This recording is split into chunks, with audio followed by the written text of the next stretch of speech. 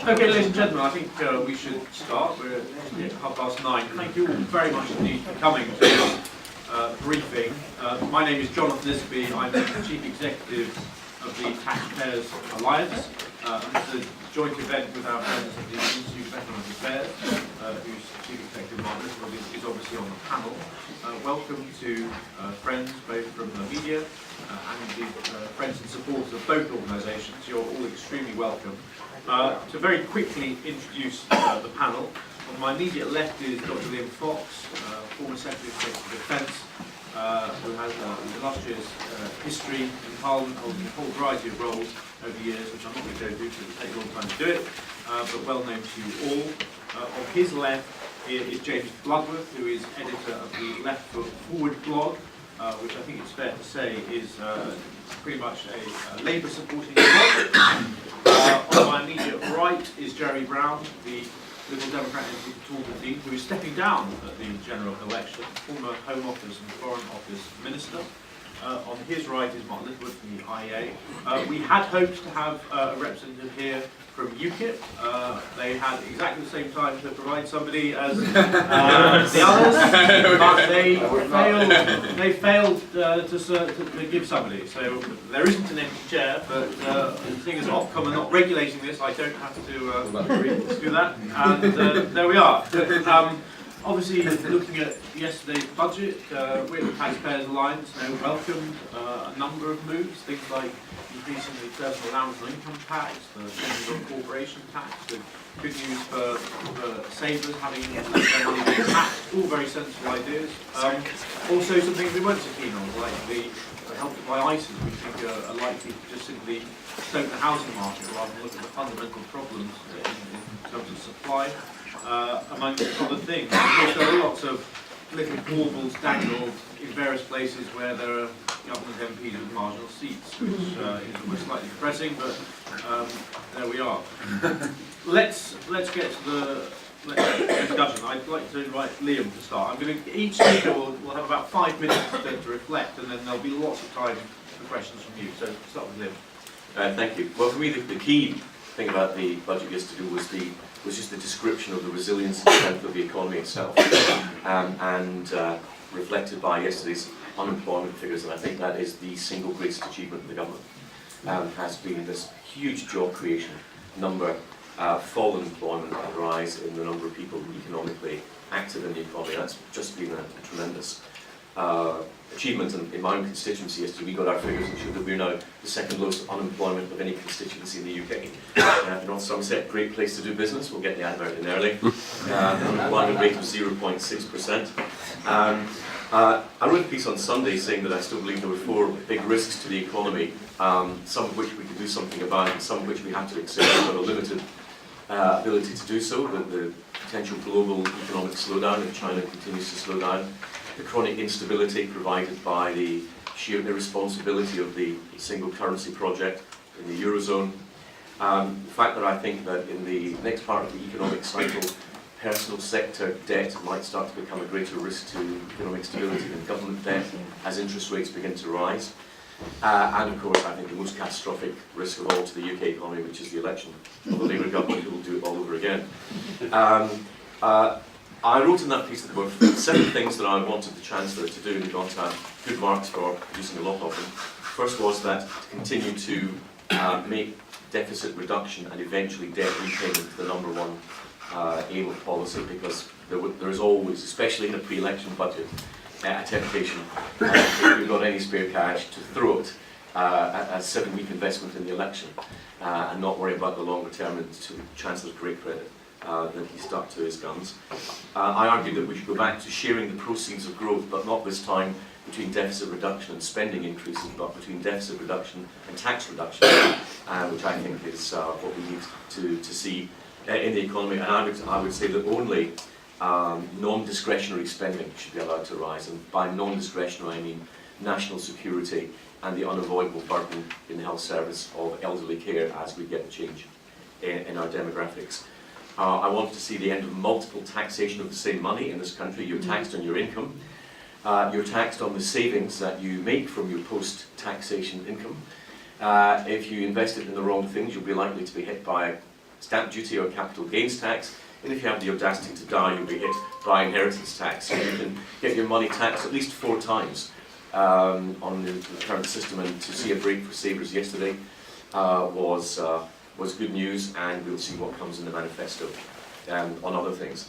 I was very keen that we didn't reduce the tax base too much. I think there is a problem in a democracy where if you reduce the tax base, especially on income tax, too much, you can create a system where there's an incentive for those who are not paying income tax to vote for others to pay more.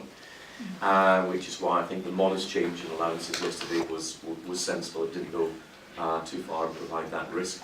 I'd like to see us change our terminology. I think austerity is virtually now a pejorative term, whereas living within your means is a virtuous term which the majority of sensible voters actually fully understand, and we need to move to more often. Simplification of the tax system is still something we need. Gordon Browne's economic OCD for constantly increasing complexity of the tax system needs to be reversed, as it's costly. And finally, what I would quite like to see next Conservative government do is to publish our tax projections into the future. And I'd like to see them split as personal taxation and other forms of taxation, so that the public know what to expect in terms of tax burden, and it becomes as much a part of the debate as our spending projections. Because I think the taxpayers would like to know which of their taxes are going to be rated by which party, to what degree, over what length of time. And I think that's one of the budgetary reforms we should get in the future.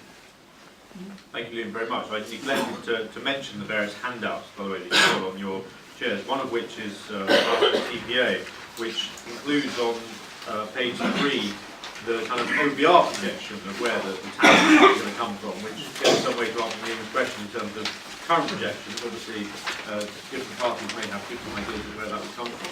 The other thing, of course, that TaxPayers Alliance produced in the last week was our spending plan, which was explaining where the deficit reduction will come from over the next 5 years if the politicians go about reducing spending in a way that goes to about 35% of the economy, 32% in the alternative model, but using OBR forecast. There's a summary of it on your seats here. If any of you want the hard copy and haven't already got one, please talk to one of us afterwards and we'll happily give you one.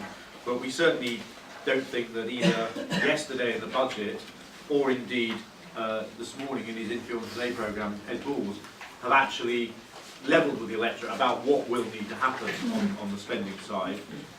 There need to be significant reductions further, and I just don't think that any of them have told us yet exactly what will happen. Perhaps I'll now ask James Bloodworth from Left Foot Forward to take the floor to give his reflection on the budget. If he can shed light on Labour's spending plans, I'd be even more delighted. First of all, thank you for the invitation to speak today. So I'll start off on a positive note. I thought the stuff on tax evasion was very good. I think George Osborne's been very good at pressing for more action on tax evasion. I think there's something of a political consensus on this now. I was very pleased to see this come up in the election, in the budget yesterday. Politically, I don't think it was a great budget, regardless of what I think of the economics of it. Although I think it had good populist aspects to it. So, for example, despite rowing back on some of his original plans for cuts, I think Ed Miliband can still warn that there are far harsher cuts to come under a Tory government than under a Labour government.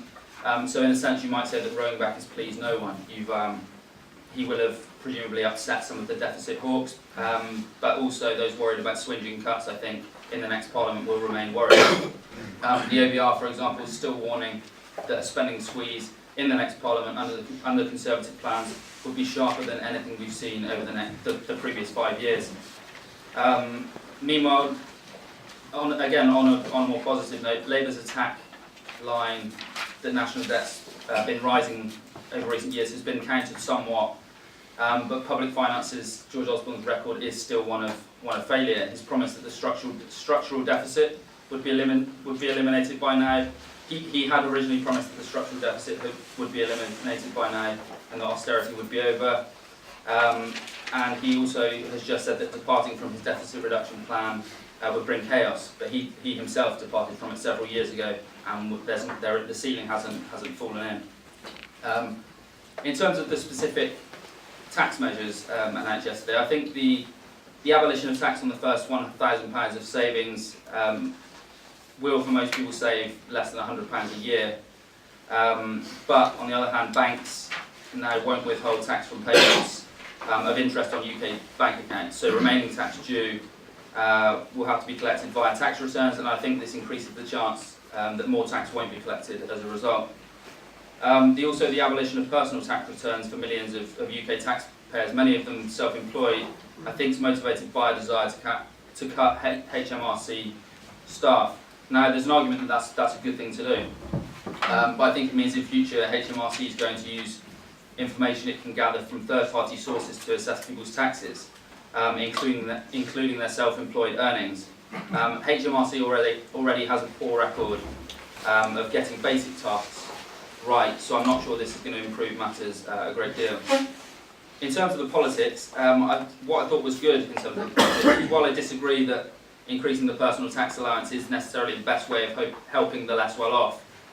So, for example, it doesn't help those who don't earn enough to pay tax in the first place. I think it's a fairly good populist move. Likewise, the penny off the pint and the freezing of fuel duty. But I also think he missed a trick in not pulling a rabbit out of the hat. I think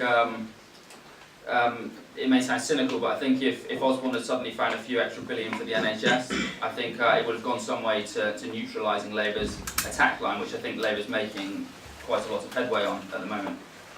You can imagine the front pages today if George Osborne had found several billion extra for the NHS. He's gone on tax evasion today, which is certainly a big issue, but I'm fairly sure it isn't as big at the moment as the NHS.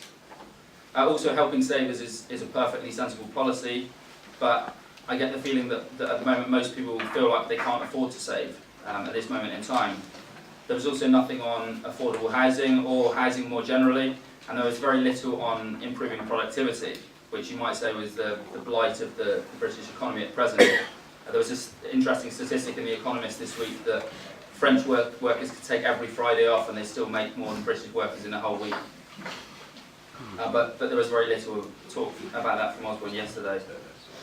Also helped by ISAs are a worry, as has been mentioned already. I think we need to be increasing the housing stock, making it easier for private house builders to build, not inflating another housing bubble. Also glaring in its omission was defence, which looks like it's going to be butchered in the next Parliament.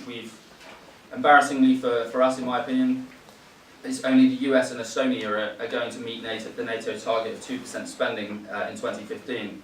And this at a time when Vladimir Putin is acting increasingly belligerently across Europe. I think just the messaging of that is very bad.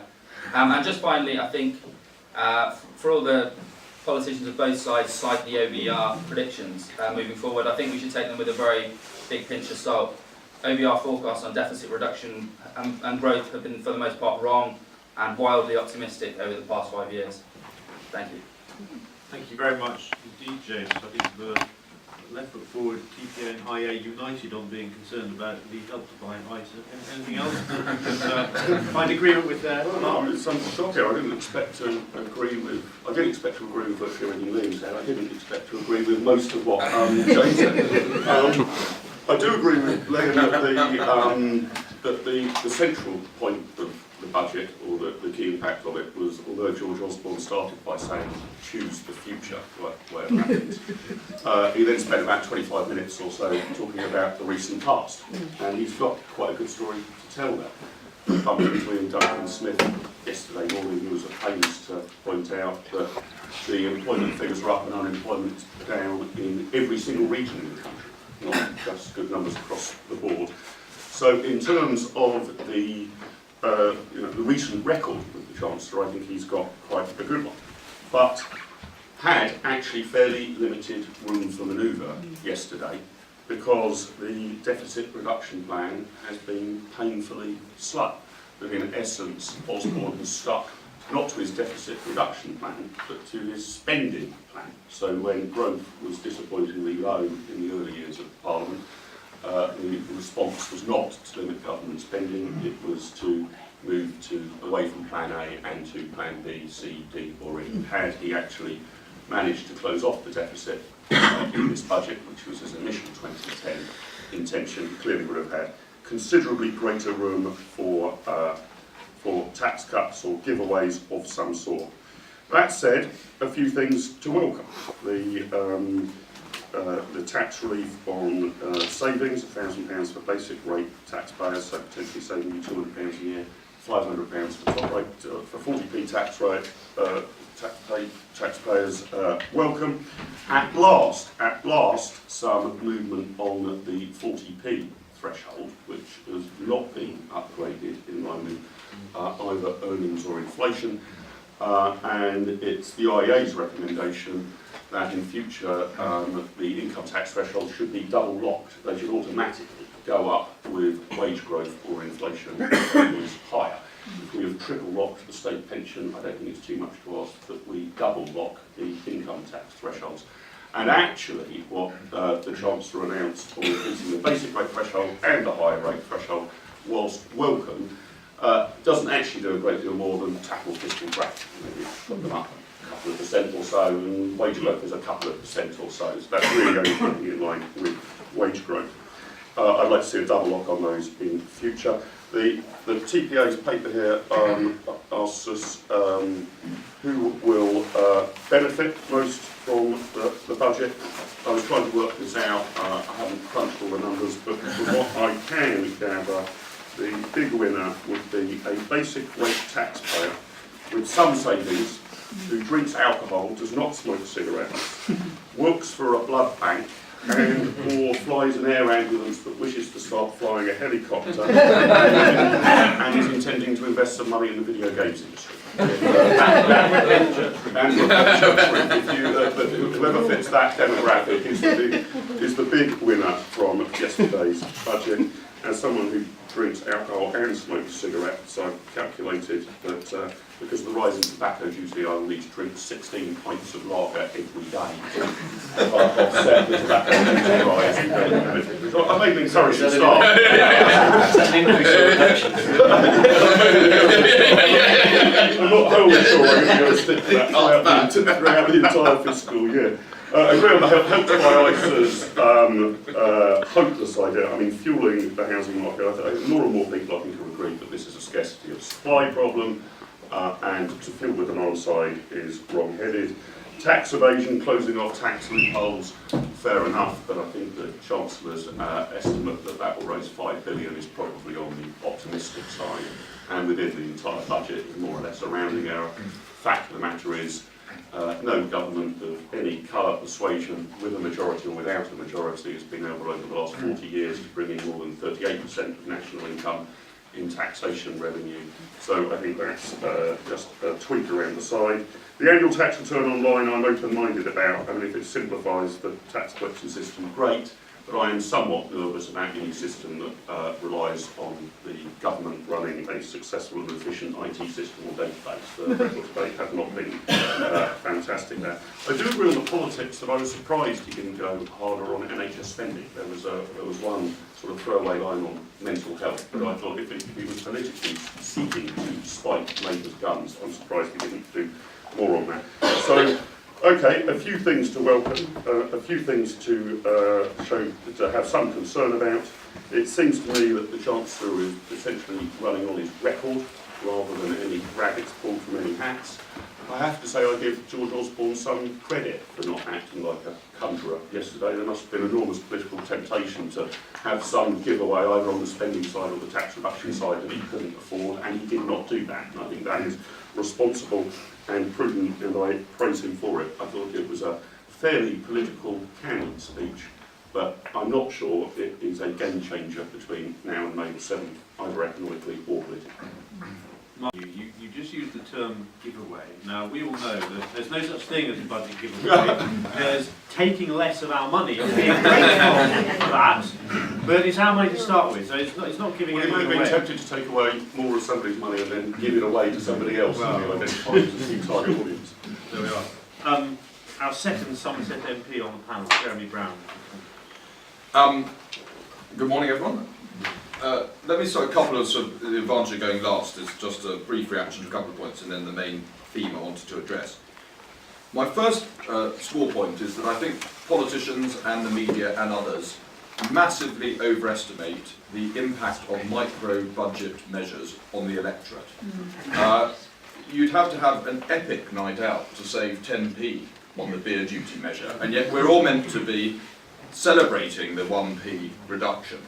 And there are a whole number of other of those types of measures. I mean, I'd be very surprised if more people voted for Liam on the basis that the fuel duty increase that was planned for the autumn is not going ahead, because nobody in my experience tends to think very much about what petrol might hypothetically have cost in 6 months' time had a change that was announced not taken effect after all.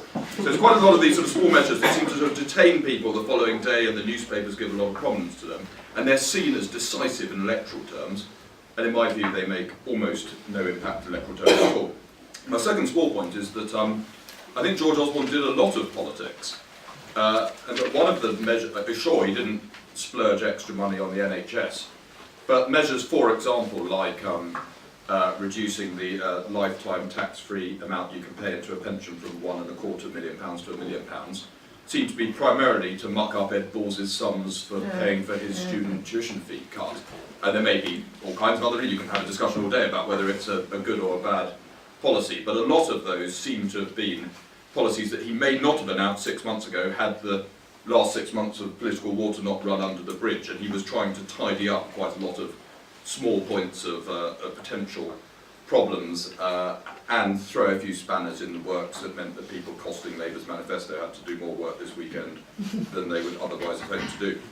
Now my big point is, those are all smaller points, my big point is this, which is, given that I don't think those small measures are decisive, they interest people sort of a bit, but they don't move votes.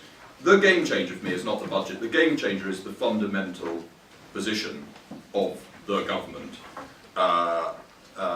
after 5 years in office. And I think George Osborne has a strong pitch. And I think actually both the parties in the government, if they choose to make the pitch in a compelling way, have a strong pitch, which is that in 2010, we were borrowing more than 10% of our GDP. And that is a completely unsustainable position. I always used to think that the ready reckoner is that if you're borrowing more than 5%, you're in trouble, and if you're borrowing more than 10%, you're a basket case, and we were borrowing around 11%. It got to £420 million worth of government borrowing a day. I always used to put it in those terms. I thought it was had a bigger impact on people. And we had indecisive election results, and there was a serious danger that our country would go into some sort of free fall. And the fact that it hasn't has got to be a very strong pitch for the party of government to make to the electorate. Unemployment fallen dramatically. Interest rates have been very low. Now, of course, there are reasons why they're low, and they're not entirely positive reasons, but we could easily have been in a position with large-scale housing repossessions taken place over the last 5 years, and actually, of course, that hasn't happened. Low inflation, so low now that it's potentially problematic, but it means that wages are now rising faster than inflation. And then the sort of backdrop of flexible labour markets, us not being in the euro, Labour not being in government, which reassures markets and investors. All of these have happened as a result of the decisions that this government has taken. And a sort of constant theme of mine is that we, the Liberal Democrats, who have sacrificed a considerable amount in political terms to make this success possible, shouldn't then be distancing ourselves from the success. It seems to me that that is that way we end up with the worst of all worlds. My final point is this, which is that, especially for this audience, which is that I think it's a danger always measuring the size of the state as a percentage of GDP, because if GDP doubled tomorrow, I wouldn't necessarily argue that would require us to have a state twice the size of the size it is now. But it has some value as a measure, it just doesn't have absolute value as a measure. And if you're going to use that as a frame of reference, my preference is for us to have a size of state that is in the sort of 35 to 38% zone. I think that is a reasonable balance between having public services which meet public expectations, but at the same time having a sufficiently small state that it doesn't crowd out enterprise and wealth creation. And although, of course, George Osborne is projecting the figures to come in exactly in that zone. So in one level, I should be pleased and comfortable with that. On another level, I think in rhetorical terms, he made a bit of a concession yesterday and seemed to shy away from making the case for a sort of lean state, if you like, and thought that that was a concession worth making to the Labour Party so that he couldn't be accused of being unpleasantly right-wing and hostile to the public sector. Now that may well be quite deft political positioning, but I do still think that there is a wider narrative. It's not just the Conservative Party, it's for people across different political parties, that if we want to be a successful, globally competitive country, with a state which meets our public aspirations, but which is affordable, in terms of all of these long-term liabilities with changing demographics, but the practicalities of what we are actually able to raise in areas like corporation tax, then we have to think that the state isn't the solution to every problem, and we have to think about how we can make the state agile and successful over the next 10, 15, 20 years. And I think there is a bit of a lack of willingness across all of the political parties, when you hear them particularly talking about the NHS, to imagine that there is a future which doesn't include a bigger and bigger state in large parts of our public life. The point you make there, you enlarge upon in your book Race Plan, which was last year, didn't you? Yes. Available from all good tax avoiding online book providers.